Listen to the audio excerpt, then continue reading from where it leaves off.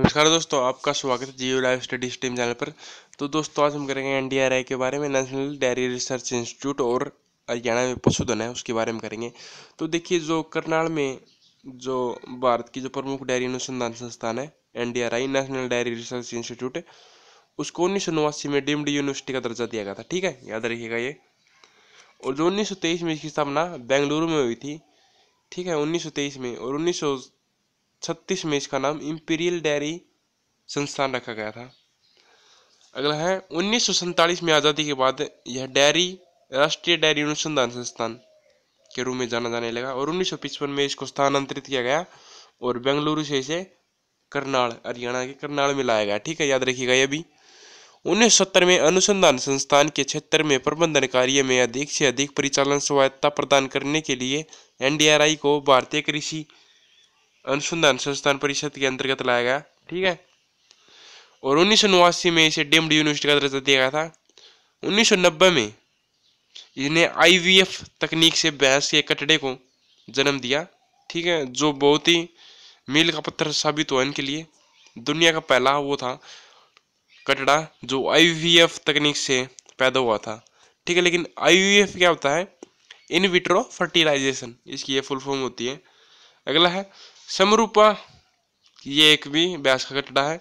दुनिया की पहली क्लोन भैंस के बछड़े के साथ भारत ने डॉली बेड का जवाब दिया, लेकिन डॉली के विपरीत समरूपा एक फेफड़े के संक्रमण से 5 दिन बाद ये मर गया।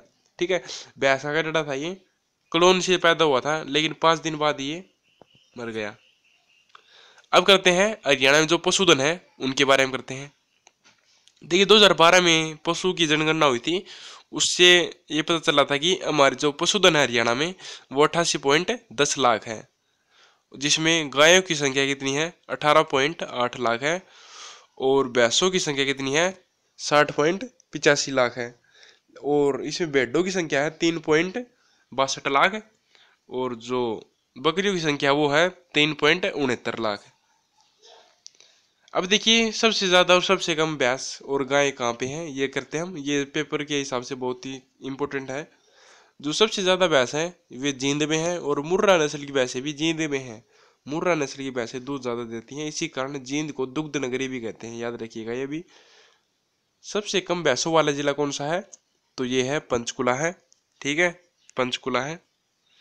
अगला सबसे अधिक गायों वाला जिला कौन सा है? तो ये है सिरसा। और सबसे कम गायों वाला जिला आ जाए तो ये आएगा रेवाड़ी में। ठीक है। और सबसे अधिक पशुधन वाला जिला आ जाए तो ये आएगा भिवानी में। और सबसे अधिक भेड़ बकरी वाला जिला आ जाए तो भी भिवानी आएगा। अब देखिए, कुछ हिसार में अनुसंधान संस्थान है उनके बारे में करते हैं। राष्ट्रीय पशु अनुसंधान संस्थान, ये भी हिसार में है। और केंद्रीय भैंस अनुसंधान संस्थान हिसार में है। आधुनिक सूअर प्रजनन फार्म हिसार में है। भ्रूण प्रत्यारोपण प्रयोगशाला, ये भी हिसार में है। और केंद्रीय भेड़ प्रजनन केंद्र, ये भी हिसार में है। अब देखिए, हरियाणा में जो प्रति व्यक्ति दूध उपलब्धता है 2015-16 के अनुसार वो 835 ग्राम पर व्यक्ति है, याद रखिएगा ये भी। अब देखिए, हिसार में कुछ और भी संस्थान है।